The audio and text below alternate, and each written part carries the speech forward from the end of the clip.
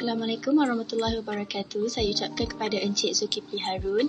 Hari ini kami dari Kumpulan 4 akan membentangkan tentang kritikan artikel bagi subjek GGGA 5022 Pentadsiran Pembelajaran. Baiklah, saya akan mulakan dengan memperkenalkan ahli kumpulan saya selama 3 orang. Yang pertama ialah saya sendiri, Nurul Afiqah binti Abu Talib, P123891. Yang kedua, Farah Hazwani binti Rohani, P124369. Dan yang ketiga, Nur Amira Nabiha, P125036. Kini saya akan teruskan lagi dengan senarai kandungan bagi sesi pembentangan kali ini dimulakan dengan pengenalan, kemudian kami akan menerangkan sinopsis dan juga kelemahan dan kekuatan artikel yang telah dipilih. Yang ketiga ialah isu yang terdapat di dalam artikel tersebut. Yang keempat ialah cadangan penyelesaian daripada pihak kami. Dan yang kelima ialah kesimpulan daripada keseluruhan pembentangan ini. Kini saya akan teruskan lagi kepada sesi pengenalan. Baiklah, pentadsiran merujuk kepada proses pengumpulan, analisis, sintesis dan juga interpretasi keseluruhan maklumat berkaitan pengajaran dan pembelajaran. Pentadsiran ini dapat membantu pihak sekolah sebagai kayu pengukur dalam pencapaian murid. Pentadsiran alternatif pula merupakan kaedah penilaian yang berlainan daripada pentadsiran secara tradisional seperti ujian pensel dan kertas yang berpusatkan kepada had masa di mana pelajar perlu menjawab soalan-soalan yang telah diberikan dalam had masa yang tertentu. Pentadsiran alternatif dapat menilai tahap pemikiran kritikal dan juga kritis para pelajar dan menguji mereka dari segi penyelesaian masalah. Dan antara contoh pentadsiran alternatif ialah pentadsiran berasaskan sekolah PBS dan juga pentadsiran bilik darjah BBD. Oleh itu, artikel yang telah dipilih oleh kumpulan kami telah membincangkan pelbagai isu dan juga permasalahan dalam pelaksanaan pentadsiran alternatif ini. Kini saya akan teruskan pula kepada isu kekangan dalam pelaksanaan pentadsiran secara alternatif. Baiklah, seperti yang kita sedia maklum, guru-guru merupakan pihak yang utama dan juga yang penting dalam melaksanakan pentadsiran ini. Namun begitu, berdasarkan kajian-kajian lepas yang telah dilakukan, terdapat 50% guru-guru di Malaysia yang mengaku tidak mempunyai pengetahuan yang mencukupi dalam cara pelaksanaan pentadsiran yang sepatutnya. Hal ini kerana guru-guru tidak mempunyai pengetahuan yang mencukupi tentang pelaksanaan pentadsiran kerana mereka hanya melaksanakan pentadsiran ini berdasarkan kepada buku-buku panduan tanpa diberikan pendidikan dan juga latihan yang formal. Hal ini tidak sepatutnya berlaku kerana guru-guru sepatutnya diberikan kursus-kursus ataupun latihan yang sepatutnya untuk memastikan keefisien pelaksanaan pentadsiran ini. Selain itu, isu bebanan guru juga merupakan antara kekangan dalam pelaksanaan pentadsiran alternatif yang efisien. Hal ini kerana kekangan masa yang dihadapi oleh guru-guru dalam melaksanakan tugas lain. Kerana di sekolah, guru-guru terpaksa memberikan fokus mereka kepada tugas lain di luar bilik darjah dan di luar akademik. Terdapat beberapa kajian yang menunjukkan bahawa segelintir guru-guru terpaksa membawa tugas akademik mereka ke rumah.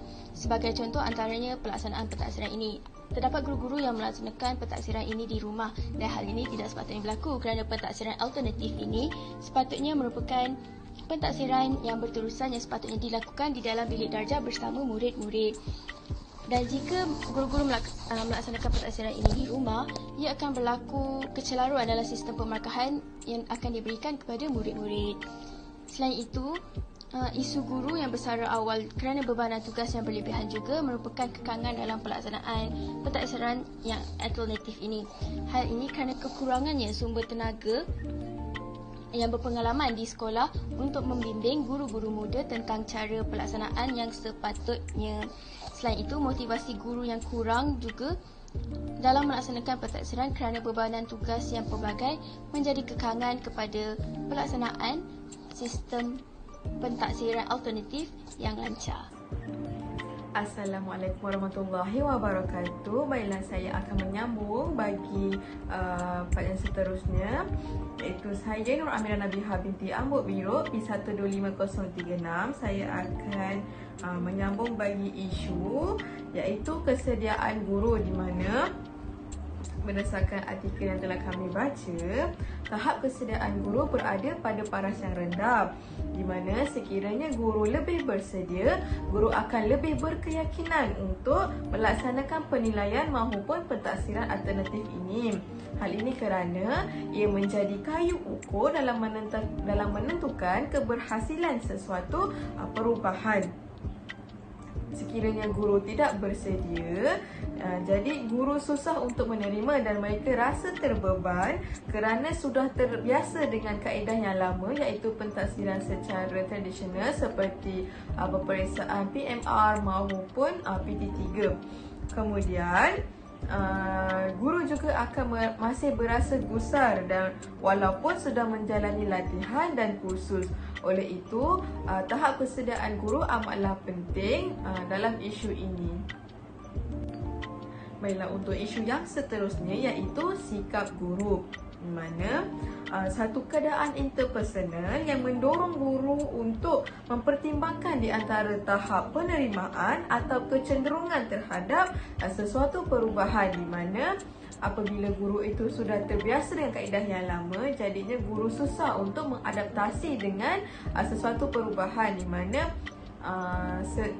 dalam membangunkan sesebuah negara, sudah pasti akan adanya beberapa perubahan sebagai inisiatif untuk memajukan lagi bidang pendidikan. Oleh itu, guru perlu menambah pengetahuan dan kemahiran guru dalam bidang pentaksiran pendidikan. Hal ini kerana sekiranya guru mempunyai ilmu ataupun pengetahuan dan kemahiran yang lebih, guru dapat membantu menyelesaikan masalah murid dengan mudah dan tanpa ragu-ragu. Selain itu, sebagai guru yang berkualiti juga, rancangan pengajaran haruslah tersusun dan mengikut format yang terkini. Okey, baiklah. Bismillahirrahmanirrahim. Assalamualaikum warahmatullahi wabarakatuh. Saya ucapkan kepada Encik Zulkifli bin Harun, pensyarah bagi pentaksiran pembelajaran. Saya Farhazwani binti Ruhani, P124369 akan meneruskan lagi sesi perbentangan pada kali ini tentang isu permasalahan pentaksiran alternatif dalam sistem penilaian di Malaysia. Baiklah, kita pergi kepada slide yang seterusnya. Okey, baiklah, kita teruskan kepada isu permasalahan pentaksiran alternatif, iaitu dari segi peruntukan masa pengajaran dan pembelajaran.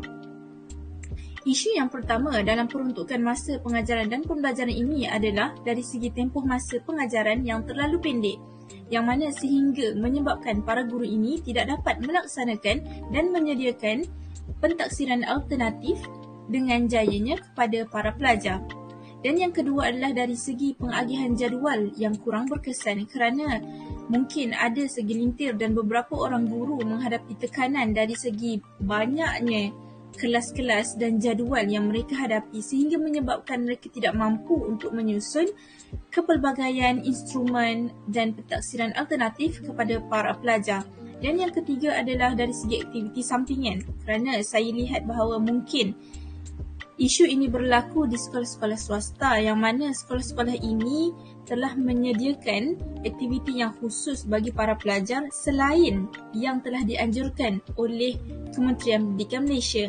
Jadi saya kira perlu dinilai semula tentang kepelbagaian aktiviti ini, seperti contoh aktiviti perkemahan, kursus kepimpinan kepada pelajar, yang mana sebenarnya aktiviti ini sangatlah baik, namun kita perlu beri laluan juga kepada pentaksiran alternatif ini supaya dapat dijayakan dengan sempurna. Jadi insyaAllah kita pergi ke slide seterusnya. Baiklah, berdasarkan isu-isu dan juga permasalahan dalam pelaksanaan pentaksiran alternatif yang telah dibincangkan sebentar tadi, kumpulan kami telah menyediakan beberapa cadangan terhadap penyelesaian kepada masalah-masalah berikut.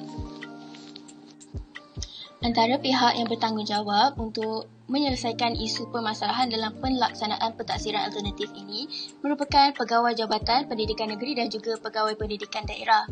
Antara langkah yang mereka boleh ambil ialah secara proaktif membantu guru-guru dalam menyediakan latihan yang sepatutnya dan memberikan ilmu yang sepatutnya kepada guru-guru supaya pelaksanaan pentaksiran ini berjalan dengan lebih lancar dan teratur.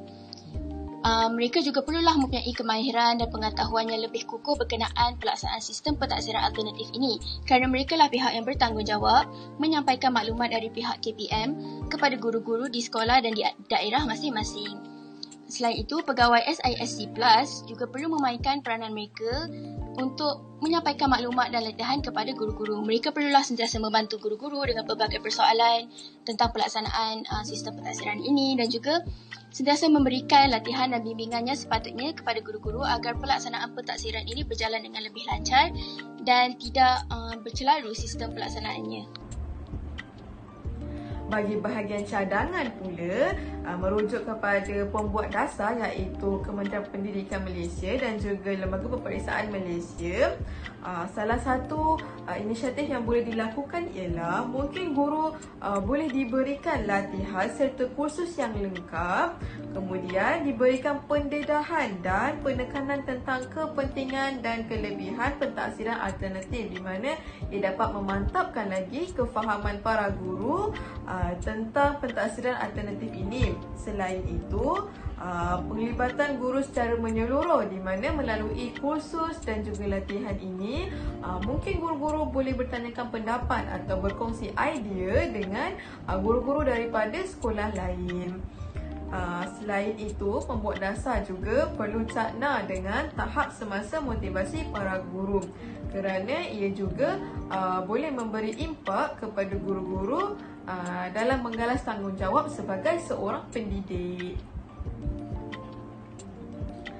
Selain itu, cadangan yang boleh dilakukan ialah bagi pentadbir sekolah. Hal ini kerana kecemerlangan sekolah terletak pada cara pengurusan dan kepimpinan yang dilaksanakan oleh barisan pentadbiran sekolah. Di antaranya ialah pentadbir sekolah perlu bijak menyusun jadual waktu pembelajaran agar tiada isu pertindihan waktu mengajar.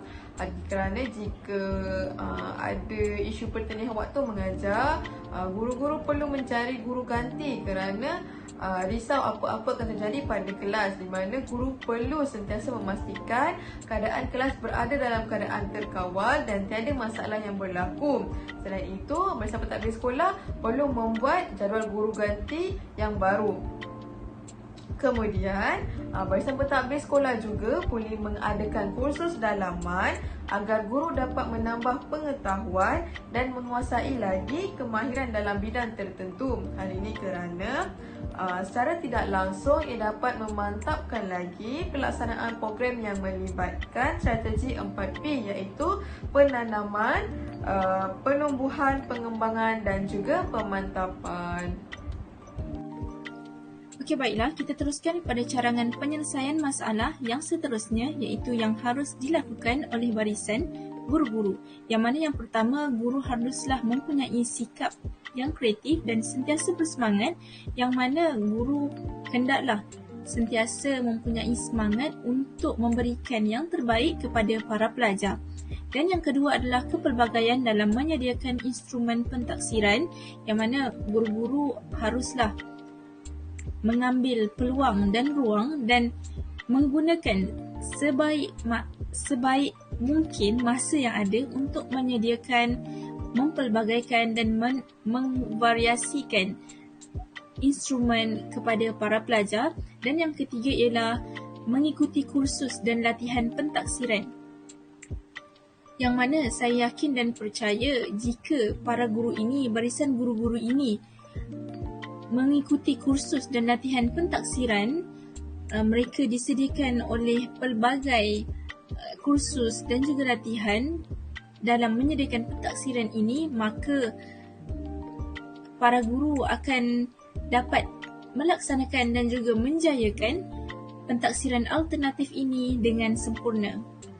Jadi kita teruskan pada slide yang seterusnya. Okey, baiklah, kita telah sampai pada bahagian yang terakhir iaitu bahagian kesimpulan, yang mana sememangnya penilaian alternatif ini, pentaksiran alternatif ini mempunyai banyak kebaikan, banyak faedahnya kepada pelbagai pihak. Jadi pentaksiran alternatif ini dapat dijayakan jika para guru menjalani latihan dengan sempurna. Justeru, semua pihak hendaklah berganding bahu dan bergabung tenaga untuk merealisasikan dan menjayakan penilaian alternatif ini dengan sempurna dan dengan jayanya. Jadi saya kira itu sahaja dari saya dan kumpulan kami. Terima kasih Encik Zulkifli dan rakan-rakan. Sekian, wabillahi taufiq wal hidayah. Wassalamualaikum warahmatullahi wabarakatuh.